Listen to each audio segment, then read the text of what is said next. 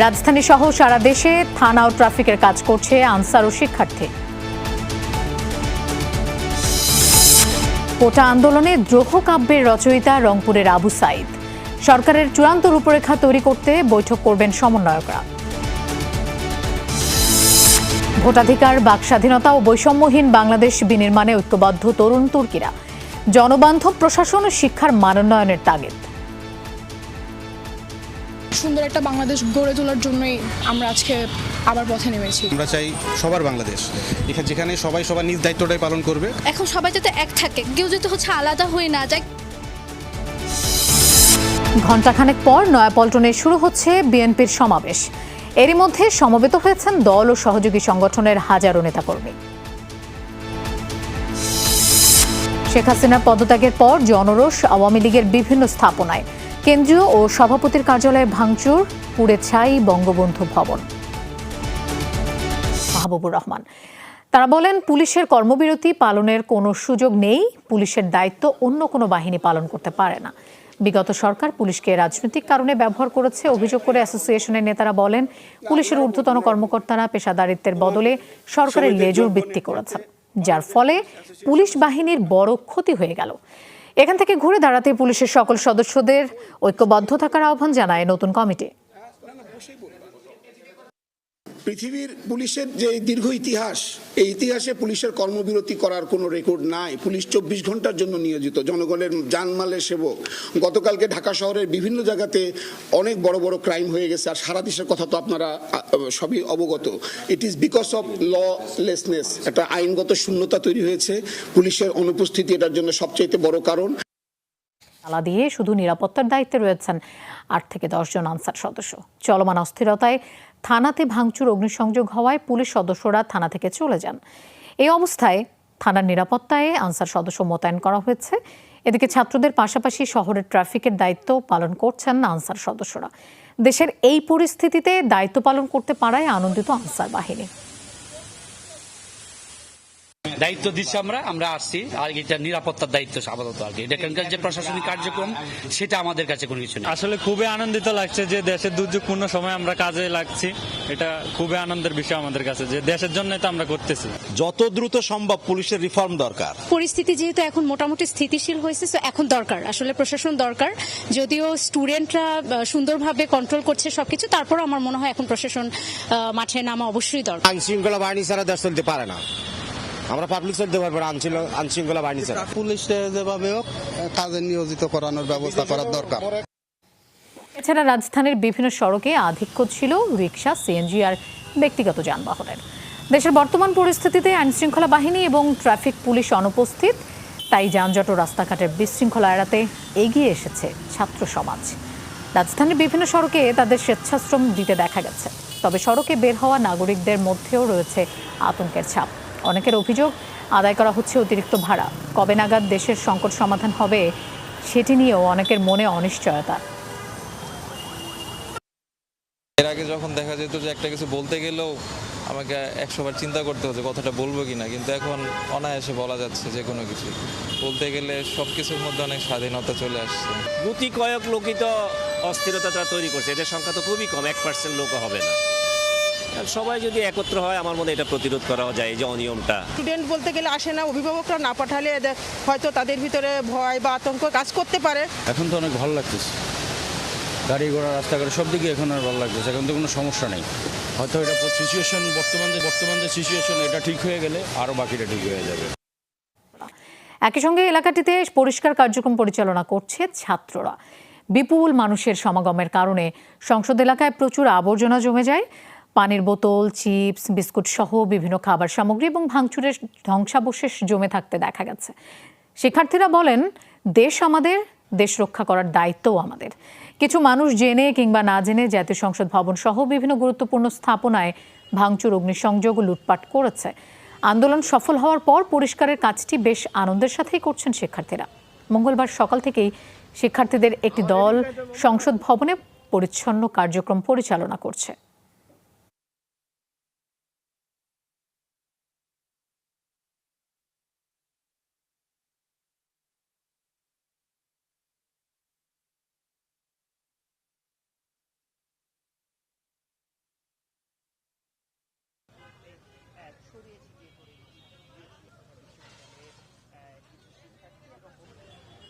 একটা জায়গা দিবে, যে জায়গায় আমরা সিকিউরলি এগুলো রেখে আবার সুন্দর করে ঢেকে দিয়ে যাব। আরো জিনিস যদি আসে তারা এখানে জমা করবে বা একবারে ওখানে তারা ট্রান্সফার করে দেবে আর কি। গ্রুপ একটা তৈরি করছে যে কারো বাসায় যদি কোনো কিছু থাকে ওগুলো আমরা নিজেরা নিয়ে আসতেছি।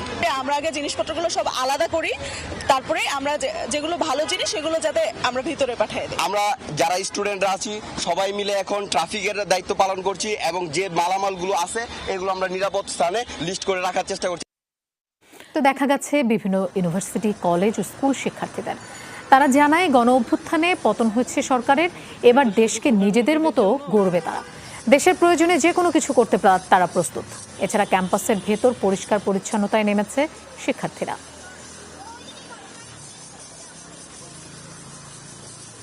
আমাদের সাথে আরো যারা আছে তারা দেশের যত সব স্ট্রিট আছে সবগুলোর দায়িত্ব নিজে নিয়েছে এবং তারা ট্রাফিকেরও কাজ করছে, ক্লিনিংয়েরও কাজ করছে। পরিষ্কার পরিচ্ছন্নতার কাজ করছি আমরা হচ্ছে ট্রাফিক পুলিশের দায়িত্ব পালন করছি। আসলে আমরা বিশ্বাস করি তরুণদের হাতেই গড়ে উঠবে আমাদের স্বপ্নের বাংলাদেশ। নির্দেশনা জারি করা হয়, তারা রাস্তার যে ট্রাফিক নিয়ন্ত্রণ সেই নিয়ন্ত্রণের দায়িত্বে থাকবেন। তারা আজকে সকাল থেকে বেশ কিছু মোড়ে আমরা দেখেছি ট্রাফিক নিয়ন্ত্রণের যে কাজটি সেটি করছে এবং এর পাশাপাশি শিক্ষার্থীরা প্রত্যেকটি মোড়ে মোড়ে দেখেছি যেন কোনো ধরনের বিশৃঙ্খল অবস্থা তৈরি না হয় সড়কে, সেই জায়গাটি নিয়ন্ত্রণের কাজ করছেন এবং স্বতঃস্ফূর্তভাবে শিক্ষার্থীদের পাশাপাশি স্থানীয় কিছু মানুষজনও এই কাজে নিয়োজিত হয়েছেন। রেড ক্রিসেন্টের কিছু সদস্য রয়েছে, রেড ক্রিসেন্টের সদস্যরাও এই যে ট্রাফিক তারা নিয়ন্ত্রণে কাজ শুরু করেছেন এবং তাদের আসলে যারা এই শিক্ষার্থীরা যারা কাজ করছেন বা রেড ক্রিসেন্টের সদস্য যারা রয়েছেন তাদের এই কাজে পূর্বের কোনো অভিজ্ঞতা নেই, কিন্তু তারপরেও আমরা পুরো ঢাকার রাস্তায় যেতে দেখেছি যে কোনো ধরনের বিশৃঙ্খলা নেই, অর্থাৎ ট্রাফিক পুলিশরা মূলত যেইভাবে এই ট্রাফিকের নিয়ন্ত্রণ করতেন ঠিক একইভাবে তারাও যে মোড়গুলো রয়েছে কোনটাকে কত মিনিট ধরে থাকতে হবে সেই ব্যবস্থাপনাটা কিন্তু খুবই সুনিপুণভাবে করে যাচ্ছেন এবং এখন পর্যন্ত আমরা কোথাও কোনো ধরনের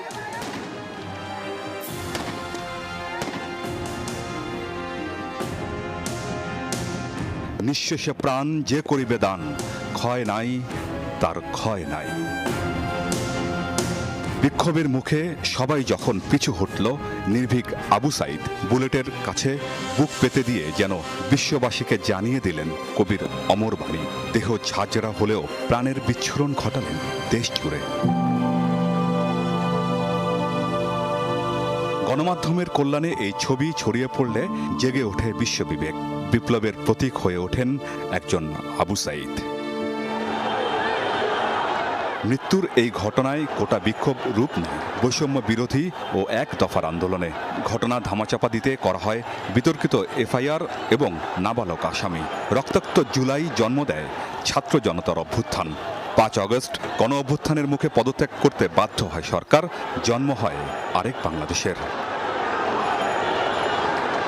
একের পর এক যখন গুলি চলছে আর যখন হাত সোজা করে দাঁড়িয়েছিল তখন সে শুধু আর একটা সময়ের বীর হয়ে থাকবে না, সে ইতিহাসের একটা প্রতিবাদী চরিত্র হয়ে থাকবে। এই বৈষম্যের বিরুদ্ধে, অন্যায়ের বিরুদ্ধে তিনি আবু সাইদ কিন্তু আমাদের সমগ্র বাঙালিকে, বাংলাদেশকে জাগ্রত করেছে।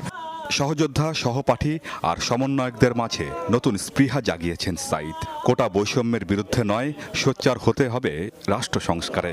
তার প্রাণ উৎসর্গের দিনটিকে শহীদ দিবস এবং সাইদের মেধা যোদ্ধার বীর খেতাবে ভূষিত করতে চান তারা। মেধা যোদ্ধার লিস্ট থাকবে এবং আবু সাইদকে অবশ্যই সেখানে বীর খেতাব একটা যুক্ত করতে হবে। এই দাবিগুলো আমাদের অবশ্যই সরকারের কাছে থাকবে। আবু সাইদের শহীদের দিনটিকে এই 24-এর গণ অভ্যুত্থানের একটি দিবস হিসাবে যেন পালন করা হয়। যত ধরনের অন্যায় এখনো নেমে আসবে, ছাত্ররা কিন্তু বারবার এই আবু সাইদের মতো তারা কিন্তু প্রাণটা দিবে। পরিবারও চান সাইদের আত্মত্যাগের মর্যাদা রক্ষা করুক রাষ্ট্র। একই দাবি শিক্ষার্থী আর অভিভাবকদের। নতুন সরকারের কাছে আমাদের একটাই চাওয়া, আমাদের যেই দিন আবু সাইদ ভাইয়া মারা গেছে ওই দিন আমাদের শোক পালন দিবস করা হোক। যারা রাষ্ট্র পরিচালনা করবেন, হ্যাঁ, তাদের এই আশাগুলো, স্বপ্নগুলো বাস্তবায়ন করতে হবে। আমার ছেলে প্রথম শহীদ হয়েছে, বীর হিসেবে বীরের মর্যাদা যেন সরকার দেয়। রোকেয়া বিশ্ববিদ্যালয়ের ইংরেজি বিভাগ থেকে অনার্স ফাইনাল পরীক্ষার ফলের অপেক্ষায় ছিলেন সাঈদ, যা প্রকাশের আগে মিলে গেছে অমরত্বের সনদ। আমিন বাবু, যমুনা নিউজ। আমরা আশা করছি তিনি রাতে ফিরবেন অথবা আগামীকালকে ভোরের মধ্যেই তিনি ফিরবেন। সেই জায়গা থেকে আমাদের যে শপথ গ্রহণের যে প্রক্রিয়াটি সেটি আগামীকালকে হয়তো হতে পারে, কিন্তু এই যে পূর্ণাঙ্গ যে প্যানেল সেটি আমরা আজকেই দিয়ে দিব। আমরা যে প্যানেলটাকে প্রস্তাব করতে যাচ্ছি বা প্যানেলটা কালকে প্রকাশ করতে যাচ্ছি, সেই প্যানেলটা হবে সর্বজন গ্রহণযোগ্য। কারণ আমরা দেখেছি গত 16 বছর ধরে আমাদের যে ইনস্টিটিউশনসগুলো রয়েছে সেগুলোকে ভেঙে দেওয়া হয়েছে, যাতে এই ইনস্টিটিউশনসগুলোর প্রতি মানুষের আশ্বাস আসে, বিশ্বাস আসে, যার কারণে প্রত্যেকটি যেই জায়গায় যে বেস্ট তাকে সেই জায়গায় দেওয়া হবে। নতুনভাবে জেগে ওঠা অন্যরকম এক বাংলাদেশ। দুর্নীতি, অর্থপাচার, বৈষম্য, হানাহানি আর রাজনৈতিক দ্বন্দ্বে যখন পুরো বাংলাদেশ বিপর্যস্ত, তখনই হারকিউলিস বেশে ত্রাতা বাংলার ছাত্র জনতা। এমন আন্দোলন, এমন প্রতিবাদ কে দেখেছে কবে? বাংলার ইতিহাস যত সমৃদ্ধ, তার সিংহভাগ অবদান ছাত্রদের। বৈষম্য বিরোধী কোটা আন্দোলনের মাধ্যমে স্বৈরাচারী সরকারের পতন ঘটিয়ে আবারও এর প্রমাণ দিল ছাত্র সমাজ। সেই আন্দোলনের সফল কাণ্ডারি তরুণরা কেমন বাংলাদেশ দেখতে চায় ভবিষ্যতে? অনেকভাবে অত্যাচার চালানো হচ্ছে, এগুলো আমরা কিছু চাই না। সুন্দর একটা বাংলাদেশ গড়ে তোলার জন্যই আমরা আজকে আবার পথে নেমেছি। এই যে রাজনৈতিক সচেতনতাটা ক্রিয়েট হয়েছে সবার মধ্যে, যেটা আগে ছিল না, এইরকম একটা বাংলাদেশকে আমি দেখতে চাই। আমরা চাই সবার বাংলাদেশ, যেখানে সবাই সবার নিজ দায়িত্বটাই পালন করবে। মত প্রকাশ করতে পারতাম না, অনলাইনের থ্রু হোক, ফেসবুক, ইনস্টাগ্রামের থ্রু, টুইটারের থ্রু, এখন মানুষজন নিজের মত প্রকাশ করতে পারে। আন্দোলনের পরদিনই সড়কের ময়লা পরিষ্কার ও যানজট নিরসনের কাজ হাতে তুলে নেন তরুণরা। বলেন, প্রশাসনিক কাঠামো করতে হবে জনবান্ধব, সরকারি সেবা হতে হবে সহজ ও আন্তরিকতাপূর্ণ। এখন সবাই যাতে এক থাকে, কেউ যাতে আলাদা হয়ে না যায়। ক্ষুদ্র করে চেষ্টা করতেছি যে আমাদের যাতে ঢাকা শহরে যানজট না হয়। আমরা একটি ন্যায় বিচার দেশ দেখতে চাই এবং মানবিক মর্যাদা বোধ সম্পন্ন, যেখানে এই দেশটি হবে জনগণের জন্য। একই সাথে ভোটাধিকার প্রয়োগ, বাক স্বাধীনতা ও শিক্ষা ব্যবস্থার মানোন্নয়নেও জোর তাদের।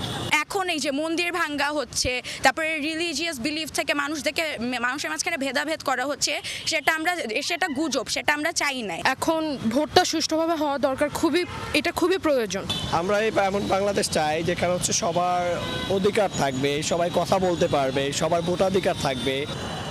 সাথে নতুন সরকার গঠনে তরুণদের অংশগ্রহণের উপরও গুরুত্ব দিয়েছেন তারা। বাংলাদেশের অর্থনীতি আরও চাঙ্গা হবে, দেশে বৈদেশিক বিনিয়োগ আমাদের প্রচুর পরিমাণে কম এখন, তো এই জিনিসটা ফরেন রিজার্ভে অনেক সমস্যা আছে, তো এই জিনিসগুলো ঠিক হবে। ছাত্রদের হাতে যেন আর ইটার লাঠি না ওঠে, পুলিশটা যেন ইটার লাঠি দেখলে যেন গুলি না করে। আমি ওই বাংলাদেশ হাত দেখতে চাই না। বৈষম্য বিরোধী ছাত্র আন্দোলন নির্বাচনে আসুক, তারা নির্বাচন করুক। তারা যদি নির্বাচন করে তাহলে সারা বাংলার মানুষজন তাদের ভোট দিবে। সমস্ত তরুণ, সমস্ত যারা আমাদের বুদ্ধিজীবী আছেন, তাদের সমন্বয়ে একটা সরকার চাই এবং বৈষম্যবিহীন একটা রাজনীতি চাই। তবে আগামীর বাংলাদেশ যেন হয় সবার সম্মিলিত প্রয়াসের, ঐক্যের ও সাম্যের, এমন প্রত্যাশাই আছে তরুণদের। আহমেদ রেজা, যমুনা নিউজ, ঢাকা। কেন্দ্রীয় কার্যালয় এ সময় একটি পক্ষ লুটপাট চালায়। সেই নাশকতা বন্ধে আন্দোলনকারী শিক্ষার্থীদের উদ্যোগ ছিল চোখে পড়ার মতো। প্রধানমন্ত্রীর পদ থেকে পদত্যাগ করে শেখ হাসিনা দেশ ছেড়েছেন, এমন খবর শোনার পরই হামলা চালানো হয় বঙ্গবন্ধু স্মৃতি বিজড়িত ধানমন্ডি 32 নম্বরে। বিক্ষুব্ধ জনতা প্রথমেই ধ্বংস করে বঙ্গবন্ধুর প্রতিকৃতি। হামলা চালানো হয়েছে জাদুঘরেও। ভবনের প্রতিটি রুমেই ছিল ধ্বংসের চিহ্ন। হামলা চালানোর 24 ঘন্টা পরেও দেখা গিয়েছে আগুনের শিখা। সেখান থেকে নিয়ে যাওয়া হয় সবকিছুই। মঙ্গলবার সকালে অনেকেই ভবনটির সামনে ভিড় করেন। এরই মাঝে আন্দোলনে অংশ নেয়া একদল শিক্ষার্থী আপ্রাণ চেষ্টা চালিয়ে যাচ্ছিলেন লুটপাটের হাত থেকে ভবনটি রক্ষায়। আমাদের অ্যাকচুয়ালি আন্দোলনের মূল উদ্দেশ্য এটা ছিল না, এটা যে কোনোভাবে হোক, সম্পদ নষ্ট হোক, এটা আমরা চাই না। রক্ষার দায়িত্ব আমাদের। সেই জায়গা থেকে, নিজ দায়িত্ব থেকে, নিজ কর্তব্য থেকে আমরা যাতে এখানকার বই বলেন, এই যে র্যাকগুলো আছে, যা আছে, কোনো জিনিস যাতে নষ্ট না হয়, নিজ উদ্যোগে আমরা সেই জিনিসগুলো, আমি, আমার ভাই আছে, এরা মিলে, আরও কয়েকজন ভাই আছে, ভলান্টিয়ার ভাই, নিজেরা তৈরি করে নিছি। এরা নিজের উদ্যোগে এই জিনিসগুলো সংরক্ষণের দায়িত্ব। গতকালকে আমরা গণভবনে দেখেছি যেভাবে রাষ্ট্রীয় সম্পদ আমরা জনগণেরাই, আমরা যারা আন্দোলন করেছি, আমাদের ভিতরে কিছু কুচক্রী মহল রাষ্ট্রের গুরুত্বপূর্ণ জিনিস, সরকারের গুরুত্বপূর্ণ জিনিস আমরা লুটপাট করে নিয়েছি। যারা সুনাগরিকের পরিচয় দিয়েছিলাম গতকালকে থেকে শুরু করে আমরা জমা দেওয়া শুরু করেছি। প্রায় একই পরিস্থিতি ধানমন্ডি 3-এর শেখ হাসিনার রাজনৈতিক কার্যালয়ে। মঙ্গলবার সকাল পর্যন্ত সেখানে আওয়ামী লীগের কোনো নেতার দেখা মেলেনি। কার্যালয়ের প্রতিটি রুমেই ছিল ধ্বংসের চিহ্ন। সোমবার দুপুরে হামলা চালানো হয় বঙ্গবন্ধু এভিনিউয়ে আওয়ামী লীগের কেন্দ্রীয় কার্যালয়ে। ভবনের প্রতিটি তলায় দেয়া হয় আগুন। হল রুম, সভাপতি এবং সাধারণ সম্পাদকের কক্ষ ও সেমিনার রুম তছনছ করা হয়। মঙ্গলবার দুপুর পর্যন্ত ভবনের গ্রিল, গ্লাস, ফ্যান, লাইট এবং জেনারেটর খুলে নিয়ে যায় লুটপাটকারীরা। ভাস্কর ভাদুরী, যমুনা নিউজ, ঢাকা।